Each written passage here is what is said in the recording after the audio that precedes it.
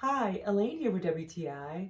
Over the years, our family has learned to save time and money with Dryel. So even clothes that have a little bit of spot on them, I use the Dryel stick and it pre-soaks it. And I use the spray on all the spots where there might be some odors. And if you can see, this sheet is pretty moist, it's pretty wet, and so that is going to be the steam that really cleans your clothes. And for 20 minutes, I really am so happy with the results of this Dryel. Just using a little bit of spray for wrinkles, and my clothes are just fresh and new and ready to wear. So don't throw away your precious time or your precious money. Use Dryel for your clothes. We love it, we highly recommend it, and that's just our point of view.